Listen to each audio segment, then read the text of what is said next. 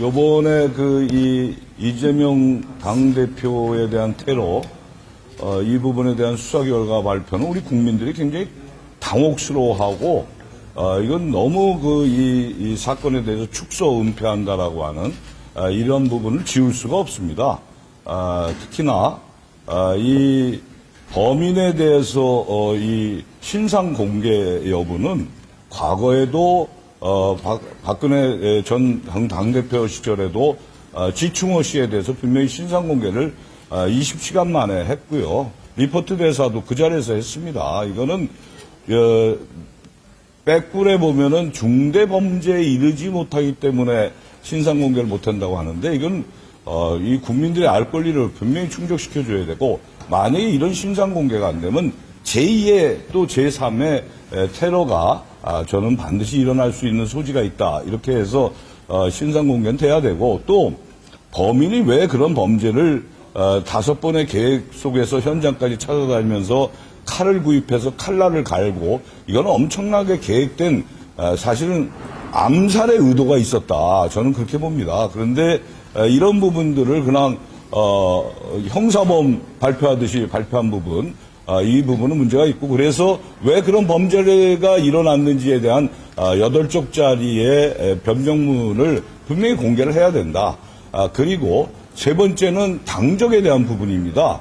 왜 이런 범행을 일으켰고, 또 당적뿐만 아니라 그분의 행적, 언론에 보면 유튜브를 계속해서 시청을 했다고 하는데, 범행을 하게 된 동기가 분명히 나와야 되는데 그게 없습니다.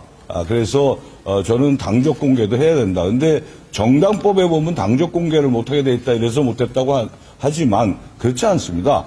우리 국민들의 정당 활동을 자유롭게 하기 위해서, 시민들의 정치적 자유를 보장하기 위해서 그런 것인데, 이건 공공의 이익에 해치는 부분이 있을 때는 얼마든지 할 수 있는 부분이 있습니다. 그래서 저는 이런 부분들에 대해서 명확하게 해야 되고, 또 하나는 이게 아산시의 부동산 사무실에 월세를 못 낼 정도의 사람이 어떻게 5번을 현장을 찾아다니면서 계획을 하고 택시를 타고 다니고 KTX를 타고 이러면서 이 범행을 하게 된 배경, 동기, 이런 것들이 명확하게 나와야 됩니다. 근데 전혀 그런 거에 대한 수사 결과 발표가 없이 그냥 이재명 당대표가 대통령 되는 게 싫어서 이런 아주 추상적인 걸로 발표를 한 거를 어느 국민이 믿겠습니까? 이번에 이재명 당대표에 대한 이 테러 사태는 저는 한 줌의 의혹도 없이 국민들의 알 권리를 반드시 충족시켜줘야 되기 때문에, 우리가 경찰청장한테 요구한 것은 전면 재수사해라. 이걸 분명히 요청을 했고, 본인도 하여튼 그 부분에 대해서 검토를 하겠다고 했으니까요.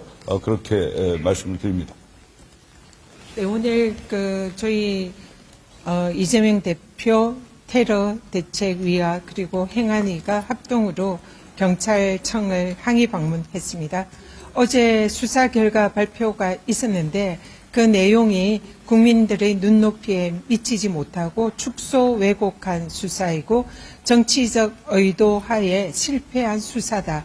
저희들은 이렇게 보고 있습니다. 그래서 오늘 경찰청장을 방문을 해서 축소 왜곡 수사에 대해서 지금이라도 전면적으로 원점 재검토하고 재수사해 줄 것을 강력히 요청드렸습니다.